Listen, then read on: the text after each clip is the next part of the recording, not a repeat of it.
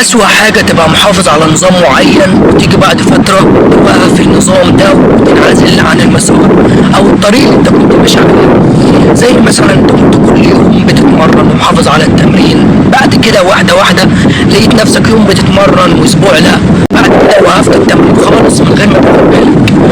لو من ناحية تانية مثلا من ناحية النوم كنت محافظ على ميعاد نوم ثابت، زي انك انت مثلا بتنام في وقت معين وخصوصا بالليل، وبعد كده اكتشفت انك انت واحدة واحدة بقيت بتسهر يوم ورا التاني ورا التالت لحد ما بقيت بتسهر لحد الصبح وما بقيتش محافظ على النوم ده.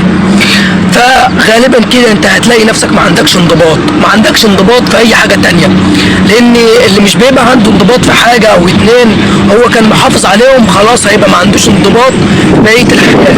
مش هيبقى عندك انضباط في نومك، مش هيبقى عندك انضباط في رياضتك والتمرين اللي كنت محافظ عليه، مش هيبقى عندك انضباط في شغلك حتى، مش هيبقى عندك انضباط في عبادتك. فلازم يكون عندك حتة الانضباط دي وتحافظ عليها على طول. الانضباط ده يعني انك انت بتمشي على حاجات معينة حتى لو كانت بسيطة وما تخليش اي حاجة تبوظهولك. يعني يبقى جدول كده فيه شوية حاجات بسيطة انت بتعملها كل يوم ومحافظ عليها ومنضبط عليها. لو وقفتها يوم او اتنين ترجع تاني فورا للحاجات دي اللي انت كنت بتعملها عشان تبقى منضبط. لكن لو خليت اي حاجه تبوظ لك انضباطك ده وتبطل الحاجات اللي انت كنت بتعملها فغالبا انت مش هتبقى منضبط في اي حاجه، واي شويه هوا معديين كده هيعجننوا عليك وهيخلوك توقف الحاجات اللي انت كنت بتعملها.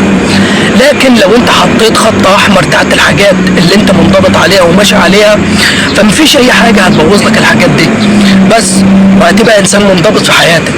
الحاجات التانية بقى هتبقى تحت الجدول اللي انت عامله لنفسك. يعني مثلا اول حاجة عبادتك، تمرينك، نومك المنتظم، عملك. بس لو حاجة تانية هتيجي هتطغى على الحاجات دي فانت مش هتبقى منضبط.